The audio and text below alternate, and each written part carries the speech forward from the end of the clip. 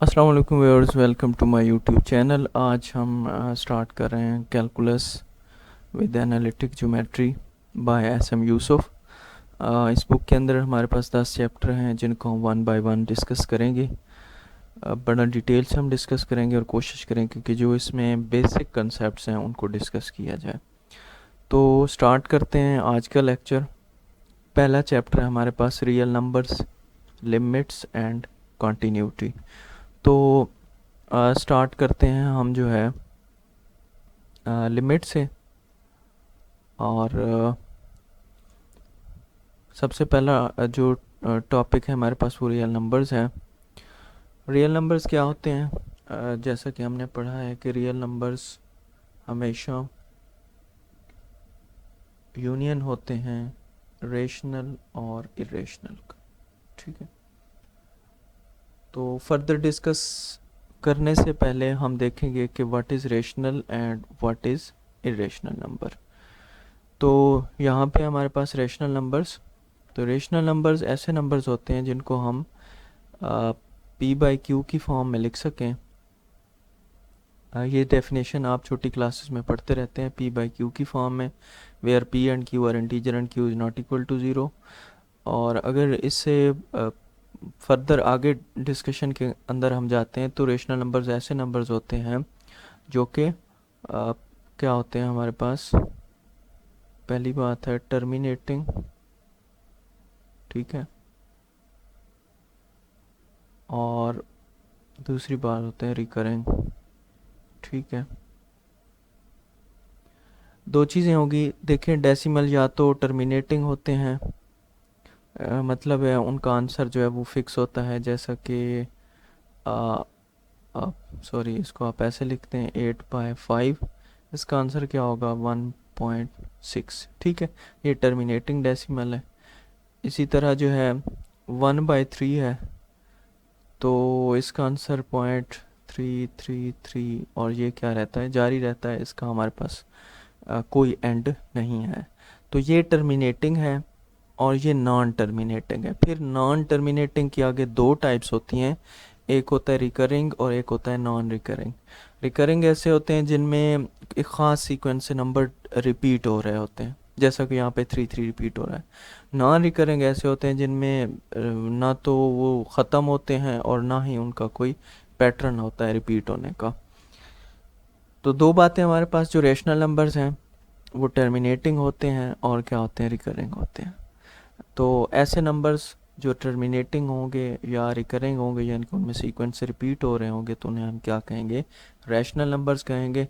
Simple language में हम P by Q वाली मिसाल भी देख सकते हैं, where P and Q are integer. ये लाजमी इंटीजर होने चाहिए भाई, पॉइंट्स में ना हो, और क्यू जो है वो नॉट इक्वल टू ज़ीरो हो।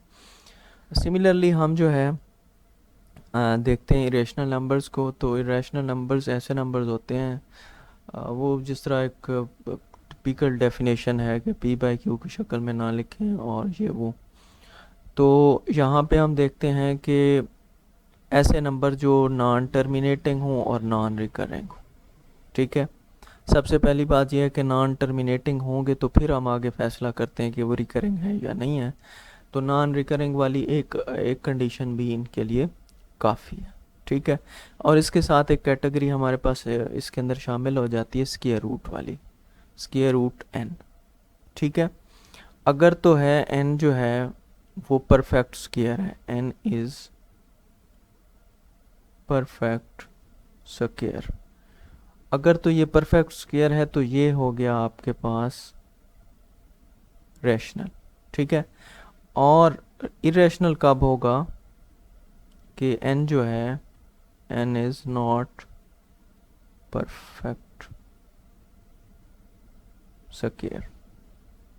ठीक है, एन आपके पास परफेक्ट स्क्वायर ना हो तो फिर अंडर रूट एन जो है वो जो भी हो, चाहे 2 है, 3 है, 5 है, 6 है, 7 है, तो वो सारे के सारे हमारे पास क्या है, इरेशनल नंबर है। अब ये डिस्कशन हम इसको आगे, और ये बड़ी इंपॉर्टेंट चीज़ है कि जो हमारे पास पाए है, ठीक है, वो हमारे पास क्या है, इरेशनल नंबर है। तो मेरा आप लोगों से एक क्वेश्चन रहेगा, व्हाट इज़ पाई। इसका आंसर आपने मुझे कमेंट बॉक्स में ज़रूर देना है कि पाई क्या होता है। ठीक है, अगर नहीं समझ आया तो इसको हम जो है फर्दर अगले लेक्चर में देखेंगे। अच्छा, इस सब को डिस्कस करते हुए हम ज़रा आगे चलेंगे, और यहाँ पे एक बात आपने याद रखनी है कि रेशनल और इरेशनल दोनों मिलके रियल नंबर्स बनाते हैं। अब रियल नंबर्स की थोड़ी सी प्रॉपर्टीज़ जो है वो हम देखने जा रहे हैं। Axioms of addition and subtraction, ये आप हर क्लास में जो है, हर क्लास में आपने ये प्रॉपर्टीज़ देखी थी। मैं जस्ट इनको जो है ना रिपीट करता जाऊँगा। इसमें पहली है कि अगर ए बी आर को बिलोंग कर रहा है, यानी कि दो आपके पास रियल नंबर है एनी वन, ठीक है, तो उनका सम रियल के अंदर होगा। ठीक है, तो इसको अगर ऐसा होता है कि उनको हम सम करते हैं और वो रियल नंबर के अंदर आ जाता है तो वो क्या होगा, क्लोजर प्रॉपर्टी होगा। तो रियल नंबर हमारे पास बहुत बड़ा सेट है, इनमें से जो भी आप दो रियल लेंगे वो उनका सम हमेशा रियल नंबर में होगा। इस तरह A plus B is equal to B plus है for all A B belongs to R, इसको बोलते हैं हम कम्यूटेटिव प्रॉपर्टी। ये थर्ड जो है इसमें सिर्फ ऑर्डर चेंज किया है ब्रैकेट का, बाकी कोई इसमें जो है वो फ़र्क नहीं है। तो ये क्या है, हमारे पास एसोसिएटिव प्रॉपर्टी है। इसी तरह वो कहते हैं कि ज़ीरो जो है ये क्या होती है, एडिटिव आइडेंटिटी होती है। और एडिटिव आइडेंटिटी कैसी है कि अगर उसको किसी भी नंबर में ऐड करें तो उसके ऊपर कोई फ़र्क ना पड़े, तो श्योरली ज़ीरो जो है वो रियल नंबर्स के अंदर एग्जिस्ट करता है। तो real numbers have additive identity. इसी तरह कहता है for each A belongs to R there is an element minus A belongs to R such that A plus minus A is equal to zero. तो inverse क्या होता है कि हर नंबर का इन्वर्स भी रियल नंबर में अगर मौजूद है, जैसे 7 रियल नंबर में बिलोंग करता है, तो मैं पता है -7 भी क्या है, रियल नंबर में। तो मैं अगर इन दोनों को ऐड करता हूँ, आंसर मेरे पास 0 आता है, तो मैं ये कह सकता हूँ कि फिर रियल नंबर के अंदर जो नंबर्स होते हैं उनके इन्वर्स भी एग्जिस्ट करते हैं। याद रखना, ये एडिटिव इन्वर्स की बात हो रही। यही सेम प्रॉपर्टीज़ जो हैं वो मल्टीप्लिकेशन के लिए हैं कि अगर दो नंबर्स को मल्टीप्लाई किया जाए, वो भी आर में, तो क्लोजर है। ए बी बी ए के बराबर आ जाए तो कम्यूटेटिव है। बिल्कुल रियल नंबर्स में ये प्रॉपर्टीज़ होल्ड करती हैं। इस तरह ये आपके पास एसोसिएटिव है। अब मल्टीप्लिकेटिव आइडेंटिटी की बात की जाए तो वो क्या है, 1। ठीक है, तो एक ऐसी वो चीज़ जो है आपके पास हमेशा मल्टीप्लिकेटिव आइडेंटिटी होगी, उसको अगर किसी नंबर से मल्टीप्लाई करें उस नंबर पे कोई फ़र्क ना पड़े। ठीक है, इसी तरह अगर एक नंबर हमें ऐसा मिल जाता है, ए के लिए हमें 1/a ऐसा मिल जाता है कि उन दोनों को मल्टीप्लाई करें, आंसर मल्टीप्लिकेटिव आइडेंटिटी आ जाए, तो फिर वो क्या होता है, मल्टीप्लिकेटिव इन्वर्स होता है। ठीक है, और छठी जो प्रॉपर्टी है वो हमारे पास होती है left and right distributive law. A into B plus C is equal to A B plus A C, B plus C into A is equal to B A plus C है। इसको क्या कहते हैं, right and left distributive law of multiplication over addition, क्योंकि इसमें दोनों involve हैं। ठीक है, पहले हम मल्टीप्लाई करते हैं और फिर उनको क्या कर देते हैं, ऐड कर देते हैं। अच्छा, अब ये तो प्रॉपर्टीज़ हमने पढ़ ली रियल नंबर्स की। अच्छा, ये आगे हैं एग्जिस्टेंस ऑफ इरेशनल नंबर।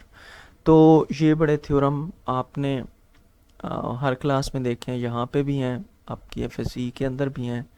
वो कहते हैं there exist no rational number X such that, वो कहते हैं कि ऐसा कोई भी रेशनल नंबर एग्जिस्ट नहीं करता जिसका स्केयर जो है वो 2 के इक्वल हो। ठीक है, उर्फी आम में अगर मैं इसे सॉल्व करूं तो ये है स्केयर रूट 2। ठीक है, प्लस माइनस लगा दें भी ना लगाएं भी कोई इशू नहीं है। ठीक है, तो अब हमने अभी अभी जो डेफिनेशन पढ़ी थी इरेशनल नंबर की, कि अगर n ऐसा नंबर आ जाता है जो कि आपके पास परफेक्ट स्केयर नहीं है तो फिर वो इरेशनल होगा। तो यहाँ पे भी वही बात कह रहे हैं कि नो रेशनल नंबर का मतलब है इरेशनल नंबर। तो ये इसका प्रूव है। प्रूफ भी बड़ा आसान सा दिया हो रहा है कि हम कंट्रेरी सपोज करते हैं कि रेशनल नंबर है जी, ये रेशनल नंबर है, रेशनल नंबर है तो वो p/q के इक्वल होगा। ठीक है, x को हमने क्या ले लिया, p बाय क्यू का whole square is equal to 2, यही चीज़ लिखती है। तो फिर यहाँ पे इसको सॉल्व करते हैं तो P square is equal to 2q square आ जाता है। और अगर आप इसका फर्दर सोल्यूशन देखें तो क्या है, p को आप 2r ले लें तो ये equation q is equal to 2r square. इसका मतलब है q जो है वो क्या है, इवन है। तो ये हमारी अजम्पशन जो है जब वो कॉन्ट्राडिक्ट कर रहा होता है। ठीक है, ये बहरहाल आपने देख लेना है, यही वाला सेम प्रूफ 3 के लिए भी होगा, स्क्वायर रूट 5 के लिए भी, स्क्वायर रूट 7 के लिए भी। तो ये आप देख लेंगे, मैं आपके लिए छोड़ रहा हूँ। अहम चीज़ जो है वो हम डिस्कस करेंगे आर्डर प्रॉपर्टीज़। ये आर्डर प्रॉपर्टीज़, और फिर आपने रियल एनालिसिस के अंदर पढ़ा होगा कंप्लीट आर्डर फील्ड। तो ज़रा आर्डर प्रॉपर्टीज़ पहले देख लेते हैं, फिर हम आगे भी चलेंगे कंप्लीट आर्डर फील्ड की तरफ भी। तो आर्डर प्रॉपर्टीज़ ऑफ आर क्या मतलब है, if A B belongs to R. देखें ये हमारे पास इनइक्वालिटी में आज जब हम आ जाते हैं, इसको बोलते हैं लॉ ऑफ ट्राइकॉटमी। ठीक है, लॉ ऑफ ट्राइकॉटमी। तो ये क्या है कि दो नंबर अगर आपने रियल नंबर में से लिए हैं, साफ ज़ाहिर है या तो बराबर होंगे, ठीक है, या एक छोटा होगा दूसरे से, या एक बड़ा होगा दूसरे से, बस ये तीन ही पॉसिबिलिटीज़ हमारे पास हैं। अच्छा, इसी तरह जो है दूसरा एक्सियम क्या है कि ए बी सी तीन नंबर्स हमने रियल नंबर से लिए हैं। अगर ए ग्रेटर देन है बी के और बी ग्रेटर देन है सी के, देन ए ग्रेटर देन होगा सी के। तो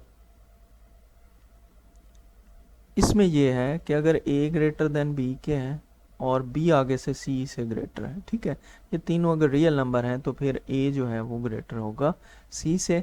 और सेम प्रॉपर्टी जो है ये आप लेस के लिए भी देख सकते हैं, ए लेस बी से और बी सी से, तो ए लेस क्या है सी से। ठीक है, सेम प्रॉपर्टी। तो ये जो दो प्रॉपर्टी हैं जिसमें अंदर एक हमारे पास लॉ ऑफ ट्राइकॉटमी है और एक जो है ये वाला है, तो इनको हम क्या बोलते हैं, ऑर्डर प्रॉपर्टीज़। अब ये इसी से रिलेटेड थ्योरम है कि अगर ए ग्रेटर देन बी है तो दोनों में ये अगर सेम नंबर हम ऐड कर देते हैं, या दोनों में ही सेम नंबर को माइनस कर देते हैं, तो उससे उसकी इक्वालिटी पे कोई फ़र्क नहीं पड़ेगा। इसी तरह दूसरा वो कहता है कि अगर ए ग्रेटर बी से और सी ग्रेटर डी से है, तो पहले दो जो दोनों बड़े हैं उनको जमा कर दें, वो फिर भी बड़े रहेंगे बी प्लस डी से। तो ये आप ए बी सी की सिंपल वैल्यू लेके भी इनको देख सकते हैं। इसी तरह थर्ड हमारे पास है कि अगर ए ग्रेटर देन बी के और सी ग्रेटर देन ज़ीरो है, देन ए सी ग्रेटर देन बी सी। तो इसी तरह ए ओवर सी ग्रेटर देन होगा बी ओवर सी के, यानी कि अगर आप कोई पॉजिटिव नंबर सी लेते हैं, ये हमेशा याद रखना है। अगर नेगेटिव लेंगे तो जब नेगेटिव को मल्टीप्लाई करेंगे तो ये इक्वालिटी साइन जो है ये चेंज हो जाएगा, इस तरह ये भी क्या हो जाएगा, चेंज हो जाएगा। तो याद रखना है ये वाली प्रॉपर्टी। बल्कि इससे नीचे दी हुई है कि अगर सी आपके पास नेगेटिव है तो फिर क्या होगा, ये इक्वालिटी ए ग्रेटर देन बी था, यहाँ पे लेस हो गया, इस तरह ये भी क्या हो गई, लेस हो गई। तो ये चीज़ इम्पोर्टेंट है। इसी तरह अगर ए ग्रेटर देन ज़ीरो है तो वन ओवर ए भी ग्रेटर देन ज़ीरो होगा, डिवाइड करते हैं, इससे छोटा नहीं हो जाता। अगर ये पॉजिटिव है तो ये भी क्या रहेगा, पॉजिटिव रहेगा। और अगर ए लेस देन ज़ीरो है तो वन ओवर ए भी लेस देन ज़ीरो ही रहेगा। अगर वो पहले से ही लेस देन ज़ीरो है तो फिर लेस देन ज़ीरो ही रहेगा। If A and B have the same sign and A greater than B, then one over A less than one over B. बड़ा आसान सा इसको समझने का तरीका है कि हमें पता है 4 ग्रेटर देन 3 है, ठीक है, यही वाली चीज़ देख लें। अब यहाँ पे मैं अगर इसको लिख दूँ 1/4, ये 1/3। अब मुझे पता है इसका आंसर जो है वो 0.25 है और इसका आंसर क्या है, 0.33 है। ये वाला ग्रेटर है ना, ठीक है, आप देख सकते हैं कि किस तरह ये साइन चेंज हो जाता है। ये वाली एग्जांपल भी है। इस तरह अगर ए ग्रेटर देन बी के है तो ए ग्रेटर देन होगा A plus B by 2 greater than B के। तो ये भी अगर ए ग्रेटर देन बी है तो आप इस तरह की कोई एग्जांपल लेके इसको भी वेरीफाई कर सकते हैं। वो कहता है if A be greater than zero, then both A and B have the same sign, and if A be less than 0 then E and B have opposite sign. हमें पता है कि अगर दोनों प्लस के होंगे तो भी इनका मल्टीप्लिकेशन ग्रेटर देन 0 होगी, अगर दोनों माइनस के होंगे, ठीक है, यानी कि माइनस ए माइनस बी कर लें आप, तो फिर भी इनका आंसर जो है वो ग्रेटर देन 0 ही रहेगा। और इसी तरह अगर इनमें से किसी एक का भी साइन भी अपोजिट हुआ तो फिर इनका प्रोडक्ट जो है वो नेगेटिव की तरफ चला जाएगा। ये सिंपल सी बातें हैं। बड़ा ही इम्पोर्टेंट टॉपिक जो है वो absolute real value of the real numbers है। अक्सर लोग जो है इस पर कंफ्यूज रहते हैं, तो हम इसको थोड़ा सा देख लेते हैं। और इसमें बहुत ही अहम चीज़ मैंने आपको बतानी है। ये यहाँ पे आप देख रहे हैं कि वो कहता है x का mod is equal to x। अगर आपके पास ये x जो है वो ग्रेटर देन और इक्वल टू 0 है, और माइनस एक्स की इक्वल क्या होगा जब x लेस देन 0 होगा। अब यहाँ पे देखें, इस x से मुराद इस मॉड के अंदर जो कुछ भी है, ये तो बड़ा सिंपल सा क्वेश्चन है ना। ये जो उन्होंने कह दिया कि आप x का मॉड है, ये तो बड़ा सिंपल सा है, ठीक है, कि जी ये x के बराबर है अगर x आपका पॉजिटिव है, और ये माइनस एक्स के बराबर है अगर x आपका नेगेटिव है, ठीक है। अच्छा, तो ये तो बड़ी सिंपल सी चीज़ है। अब इस x से क्या मुराद है? इस x से मुराद है जो कुछ भी मॉड के अंदर आ जाए। फ़र्ज़ करें एक क्वेश्चन हमारे पास आ जाता है 2x माइनस 1 मॉड, ठीक है। इसको अगर हमने फ़र्ज़ करें सॉल्व करना है तो क्या करेंगे? अब ये मैंने एक एग्जांपल लिया 2x माइनस 1 की, तो मैंने आपको पहले भी ये चीज़ समझाई थी कि हम जो है ये इसके अंदर वाला सारा देखा करें, ये आपका x होता है, ठीक है। ये सारे का सारा समझ लें कि आपका क्या है, x ही है, या जो भी इसे नाम देना चाहें। तो ये इसके इक्वल तब होगा जब इस सारे की वैल्यू जो आप यहाँ पे ले रहे हैं ना कंस्ट्रेंट, ठीक है, ये अगर अप्लाई करके आप इसके अंदर देखें, अगर इसका आंसर पॉजिटिव है तो ये पॉजिटिव के इक्वल होगा। अगर अंदर माइनस के बराबर आ जाता है, कम आ जाता है 0 से आंसर, तो ये फिर इसके साथ क्या लगेगा, बाहर 0 लगेगी। बाज़ औक़ात, बल्कि इस दफ़ा भी पीपीएससी में इसका एक क्वेश्चन आया था, ठीक है, वो इस तरह पूछ लेते हैं। अब देखें ना, आप बच्चे नहीं हैं कि वो आपसे जो है ये सिंपल पूछें कि जी x का मॉड किसके इक्वल होगा, बल्कि वो एक इक्वलिटी की फॉर्म में भी आपको दे सकते हैं और इस तरह का बड़ा फंक्शन भी देख सकते हैं। तो पॉइंट आपने ये याद रखना है कि ये जो 2x माइनस 1 है या जो भी इसके अंदर है उसको आपने देखना है और फिर अपनी कंडीशन देखनी है, ठीक है। अब फ़र्ज़ करें यही क्वेश्चन है 2x माइनस 1, ठीक है। अब वो कहता है इसके बारे में डिसाइड करें कि ये इसको अगर ओपन करें तो क्या होगा अगर हमारे पास वो कहता है x ग्रेटर देन 0 है, ठीक है। तो ये सारे का सारा जो है अगर x ग्रेटर देन 0 होगा तो इसका आंसर कुछ भी आ सकता है। मतलब है इसका आंसर माइनस में भी जा सकता है, यानी कि ये अगर स्पेसिफाई कर दे कि फ़र्ज़ करें 1 कर दे, ठीक है, अगर यहाँ पे क्या रखते x ग्रेटर देन 1, तो फिर क्या होगा कि ये इसका आंसर हमेशा जो है ना वो पॉजिटिव रहेगा। तो ये क्या आ जाएगा, 2x माइनस 1 के इक्वल आएगा। क्यों? x की कोई भी वैल्यू आप देंगे, इसका आंसर अंदर जो पड़ा है फंक्शन 2x माइनस 1, इसका आंसर हमेशा पॉजिटिव आएगा, ठीक है।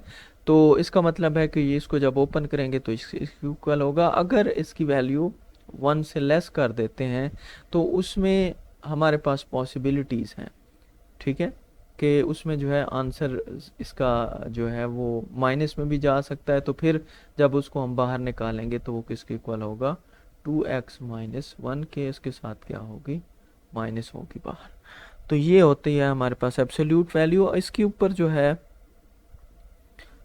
कुछ रिज़ल्ट्स भी हैं, इनसे भी आपको काफ़ी सारी हेल्प मिलेगी और उन रिज़ल्ट्स के प्रूफ भी हैं। पहला रिज़ल्ट है हमारे पास कि अगर x का मॉड 0 के इक्वल है, if and only if x 0 हो तो, ठीक है, साफ ज़ाहिर है अगर x 0 है तो उसका मॉड भी 0 के इक्वल होगा। और हमें पता है कि ये माइनस जो है वो मॉड ख़त्म कर देता है, तो ये पॉजिटिव के इक्वल होगा। एक्स वाई जो है वो बराबर होगा एक्स मॉड वाई मॉड के। प्लस में ये नहीं है भाई, प्लस में ये लेस देन हो जाता है, ठीक है, ये याद रखेंगे। और हम बल्कि नीचे पढ़ा हुआ नीचे पढ़ेंगे, ठीक है। प्लस में ये लेस देन हो जाता है, मल्टीप्लिकेशन में ये इक्वल होते हैं। और अगर ये पॉजिटिव हो और x का मॉड इस पॉजिटिव से लेस हो तो फिर हम इसको ओपन करके लिख सकते हैं, ठीक है। x greater than or equal to minus A, less than equal to A. लेकिन ये वाली कंडीशन भी आपने ध्यान रखनी है, यहाँ पे हमें चक्कर दे दिया जाता है पेपर्स में। अगर ये लेस देन है तो फिर ये वाली भी क्या होगी, इंटरचेंज हो जाएगी, ये सेम नहीं रहेगी बल्कि इंटरचेंज हो जाएगी, ठीक है। और ये आपके पास ट्रायंगुलर इक्वालिटी इनइक्वालिटी है, तो ये इसके प्रूफ हैं, ये आप जो है देख सकते हैं। मैं ज़रा अहम टॉपिक की जाने मूव करूंगा और वो मेरा टॉपिक है कंप्लीटनेस प्रॉपर्टी, जिसके बारे में मैं आपको बता रहा था। तो ये रियल एनालिसिस के अंदर आप बहुत ज़्यादा पढ़ते हैं। आप जो ही रियल को स्टार्ट करने लगते हैं तो सबसे पहले आपने रियल नंबर सिस्टम ही पढ़ना होता है, और इसमें कंप्लीटनेस प्रॉपर्टी बहुत ज़्यादा अहम है। देखते हैं, ऐसा हमारे पास नॉन एम्प्टी सबसेट है रियल नंबर्स का। An element m is belong to R is called an upper bound of S if x greater than or less than x less than or equal to m for all x belongs to L। अब क्या मतलब है कि उस S के अंदर जितने भी एलिमेंट पड़े हैं, कोई एक ऐसा एलिमेंट आपको मिल जाता है जो या तो उनसे बड़ा हो या उनके बराबर हो, तो फिर उस एलिमेंट को, उस नंबर को हम क्या कहेंगे कि वो उनकी अपर बाउंड है, ठीक है।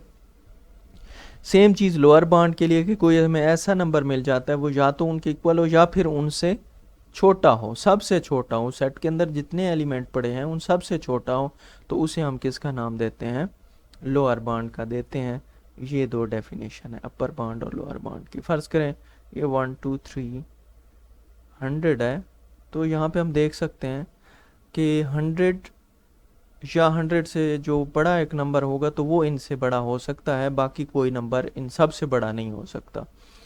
तो इसकी अगर अपर बाउंड आपसे पूछी जाए तो वो क्या होगी, आपके पास 100 है, और अगर लोअर की बात की जाए तो वो आपके पास 1 है। 1 यानी कि बस 1 के इक्वल है, या इन सब से तो छोटा है, इस 1 के इक्वल है। तो ये हमें एक कंडीशन इक्वल वाली भी दी गई है, ठीक है, यानी कि वो उनके या बराबर हो या उनसे छोटा बड़ा हो। तो ये वो वाला कंसेप्ट है। अब अगली बात हम करते हैं कि अगर S जो है उसके पास एक अपर बाउंड है, तो फिर हम S को कहेंगे कि वो बाउंडेड अबव है, ठीक है। और इसी तरह अगर S के अंदर लोअर बाउंड एग्जिस्ट करती है तो उसे हम कहेंगे कि ये बाउंडेड बिलो, ठीक है। और एक सेट जो है वो बाउंडेड कब होगा, ठीक है, या आगे हम बहुत सारा पढ़ेंगे कि जी ये बाउंडेड सेट है। तो बाउंडेड सेट में दो चीज़ें हैं कि उसमें अपर बाउंड भी एग्जिस्ट करती है और उसके अंदर लोअर बाउंड भी एग्जिस्ट करती है। अगर अपर बाउंड एग्जिस्ट करे और लोअर ना करे तो फिर आप उसे बाउंडेड सेट नहीं कह सकते, ठीक है, ये बात आपने याद रखनी है। अब इसे थोड़ा सा हम आगे मूव करते हैं।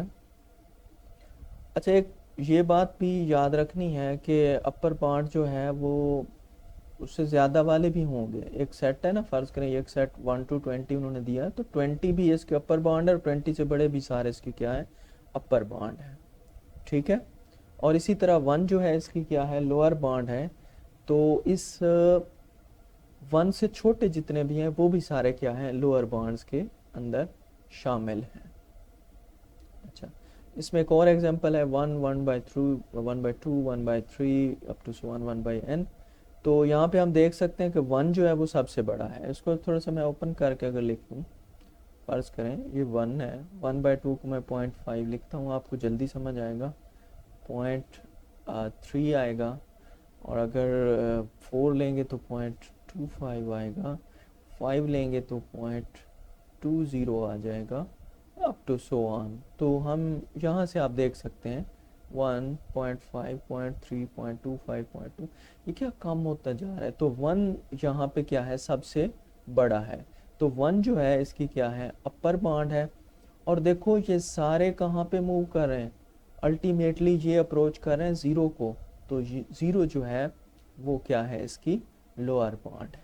ज़ीरो इसकी क्या है, लोअर बाउंड है, और ज़ीरो जो है इसके अंदर शामिल भी। अच्छा, अब जो है आपको याद होगा रियल एनालिसिस के अंदर दो टर्म्स पढ़ते थे, एक को बोलते हैं सुप्रीमम और एक को बोलते हैं इन्फीमम। इनको हम देखेंगे। अब सुप्रीमम क्या होता है हमारे पास, सुप्रीमम से मुराद ये है कि जो आप अपर बाउंड्स देख रहे हैं उनमें जो सबसे छोटी, ठीक है, सबसे छोटी है उसे लीस्ट अपर बाउंड कहते हैं और उसे सुप्रीमम भी कहते हैं। इस तरह जो सबसे बड़ी लोअर बाउंड होती है जिसे हम क्या बोलते हैं, ग्रेटेस्ट लोअर बाउंड कहते हैं, वो आपके पास क्या होगी, इन्फीमम होगी। और सुप्रीमम को कैपिटल एम से डिनोट कर रहे हैं और इन्फीमम को जो है वो स्मॉल एम से। अच्छा, एक मैं यहाँ पे एक ले लेते हैं हम, यही बल्कि क्वेश्चन ये जो हमने ऊपर डिस्कस किया हुआ है 1 to 1/n वाला, तो यहाँ से 1 जो है ये सबसे छोटी अपर बाउंड है, ठीक है। तो बाकी जो इससे होंगी वो बड़ी होंगी। इस सेट के अंदर गिवन जो है वो 1 है, तो 1 इसका सुप्रीमम है, और 0 जो है इसका क्या, देखें 0 जो है इसका क्या है, लोअर बाउंड है। इस तरह क्वेश्चन और भी देख लेते हैं, 1 2 3 4 5। ओके, तो हमें पता है कि 5 इन सबसे बड़ा है, तो 5 हमारे पास क्या है, सुप्रीमम है, और इन्फीमम क्या है हमारे पास, 1 है, वो सबसे छोटा है। अच्छा, इसको अगर थोड़ा सा और फिजिकली देखा जाए तो मैं यहाँ पे लिखता हूँ, मुझे फर्ज को कहा जाता है कि अपर बाउंड्स लिखें इस सेट के। मैं आपको यहाँ से ऐसे समझाऊंगा, अपर बाउंड्स। तो अपर बाउंड्स क्या होंगी, एक तो मेरे पास 5 है, अपर बाउंड है, उसके बाद जितनी भी ग्रेटर देन 5 है, ठीक है, ग्रेटर देन 5 जितने भी नंबर्स हैं वो इसकी अपर बाउंड है। अब मुझे ये बताया गया कि आपने लीस्ट अपर बाउंड लेनी है, ऐसी अपर बाउंड लेनी है जो सबसे छोटी हो, तो वो मेरे पास क्या है, 5 है। बाकी मेरी अपर बाउंड्स तो जो हैं वो 5 से बड़ी हैं, तो 5 मेरे पास सुप्रीमम होगा। इसी तरह अगर लोअर बाउंड्स मुझसे कहा जाए तो लोअर बाउंड क्या है मेरे पास, एक तो 1 है, लोअर बाउंड है, दूसरा okay all numbers less than 1, ठीक है। ये सारे क्या हैं, ये भी लोअर बाउंड्स हैं। लेकिन लोअर बाउंड्स में वो कहता है कि आपने सबसे बड़ी लोअर बाउंड, तो मुझे पता है 1 जो है वो सबसे बड़ा है, फिर तो सारे से छोटे आ जाएंगे, तो 1 मेरे पास क्या होगा, वो इन्फीमम होगा। इसको भी आपने ऐसे समझ लेना है। आप रियल एनालिसिस में साथ में आरजी बार्टर को भी डिस्कस करें, उसमें भी बहुत सारे इसके एग्जाम्पल दी गई हैं, और भी आप खुद से भी बहुत सारी एग्जाम्पल देख सकते हैं। अब जो है बड़ी अहम चीज़ है कि व्हाट इज़ कंप्लीटनेस प्रॉपर्टी, ये असल चीज़ है कि कंप्लीटनेस प्रॉपर्टी है क्या। कंप्लीटनेस प्रॉपर्टी पहली तो है कि बाउंडेड सेट हो, फिर यहाँ पे कंडीशन लगाई जाती है कि वो जो सुप्रीमम है या इन्फीमम है वो आपका उसी सेट के अंदर होना चाहिए, ठीक है। वो जो आपका सुप्रीमम है या आपका इन्फीमम है वो उसी सेट के अंदर लाए करना चाहिए, तब आप सुप्रीमम प्रॉपर्टी और इन्फीमम प्रॉपर्टी होल्ड भी करेगी, और वो सेट जो है वो क्या होगा, कंप्लीट होगा। हमने मैट्रिक्स स्पेस के अंदर, फंक्शनल एनालिसिस के अंदर, रियल एनालिसिस के अंदर ये कंप्लीट सेट सारे पढ़े हैं, ठीक है। आर कंप्लीट है, और इस तरह सेट ऑफ रेशनल नंबर जो है वो कंप्लीट नहीं है, ठीक है। उसकी भी एक रीज़न है कि उसमें कुछ ऐसे नंबर्स हम ले लेते थे कि जो कि सुप्रीमम तो जिनका एग्जिस्ट कर रहा होता है, ठीक है, लेकिन वो उसके अंदर नहीं पाए जाते। उसकी एग्जांपल मैं आपको एक दे दूं, बड़ी आसान सी है, ये आपने ध्यान से सुननी है। कि मैं ये कहता हूँ कि x एक मैंने सेट लिया, मैं कहता हूँ कि x जो है वो रेशनल नंबर है, जबकि ऐसे तमाम रेशनल नंबर्स जो कि जिनका स्क्वायर 2 से कम, ठीक है, ये मेरे पास सेट गिवन है। अब मुझे अगर कहा जाता है कि इसकी जो है वो सुप्रीमम बताएं, तो या इन्फीमम इसका बता दें, तो ये तमाम नंबर जो है वो क्या है, जिनका स्केयर 2 से छोटा है, यानी कि इसको मैं ऐसे लिख सकता हूँ, ऐसे भी तो लिखा जा सकता है। अब x के अंदर वो तमाम नंबर जो स्केयर रूट 2 से क्या हों, ओके, लेस आर इक्वल हों, तो यहाँ पे हम देख सकते हैं कि ये स्केयर रूट 2 तो सुप्रीमम तो बन गया इसका, ठीक है, सुप्रीमम बन गया क्योंकि बाकी तमाम नंबर जो है इससे छोटे हैं। लेकिन यहाँ पे देखें कि क्या ये स्केयर रूट 2 इस क्यू के अंदर लाया करता है, तो ये हमने अभी अभी डिस्कस किया है कि स्केयर रूट 2 जो है इस क्यू के अंदर लाए नहीं करता। तो ये जो है फिर सुप्रीमम प्रॉपर्टी यहाँ पे क्या हो जाती है, फेल हो जाती है। तो इसीलिए जो है ये आपको मैंने सबने प्रूव भी करा दिया कि क्यू जो है वो कंप्लीट नहीं है। कंप्लीट तब होगा जब उसका सुप्रीमम भी उसके अंदर लाया करेगा। तो ये एग्जांपल है। अच्छा, उसके बाद जो है हमारे पास आ जाती हैं रियल नंबर्स। तो रियल लाइन क्या है जी, आप पॉइंट्स के ऊपर नंबर्स को जाहिर करना, ये हमारे पास रियल लाइन है। आप छोटी क्लासेस से भी पढ़ते आए हैं। और इसके बाद जो है ओपन और क्लोज इंटरवल, तो भी आप फेमिलियर होंगे इसके। मैं क्विकली ज़रा मूव करना चाह रहा था इनइक्वालिटीज़ पे। तो इनइक्वालिटीज़ को कैसे सॉल्व करना है, ये हमारे पास दिया हुआ एक एग्जांपल है, 3x + 5 लेस देन x - 7। तो भाई x को इधर लेके आए, 5 को उधर लेके जाएं, तो 2x less than -12, x less than -6। तो ये कहाँ पे सेटिस्फाई करेंगी, देखें ना, सोल्यूशन सेट क्या है, x की वो वैल्यू, ठीक है, जो इस इक्वेशन को सेटिस्फाई करें। तो x लेस देन -6 यानी कि -6 से छोटे जितने भी नंबर होंगे उनके ऊपर ये वाली इनइक्वालिटी सेटिस्फाई कर जाएगी। तो इसका सोल्यूशन फिर क्या होगा, -6 से -∞, और दोनों क्या होंगे, ओपन इंटरवल, ठीक है। इसी तरह जो है नेक्स्ट एग्जांपल भी है कि अगर मॉड है, मॉड को हटाएंगे तो एक दफ़ा जमा में और एक दफ़ा उसके साथ माइनस लगाएंगे और फिर इसको क्या कर लेंगे, सॉल्व कर लेंगे। इसके क्वेश्चन जो हैं वो एक्सरसाइज के अंदर भी हैं। इसमें अल्टरनेटिव मेथड भी है कि आपने भाई इसे कुछ नहीं कहना, आपने इसका इनइक्वालिटी ख़त्म कर देनी है, एसोसिएटिव इक्वेशन बनानी है। एसोसिएटेड इक्वेशन क्या है हमारे पास, ये उसको बिल्कुल इक्वल के बराबर लिखते हैं, फिर वहाँ से जवाब निकाल लें, फिर उसके रीजन बना लें। अब यहाँ पे आ जाते हैं, x के हमारे पास हैं दो आंसर, एक तो -1/5 है, -11/5 है।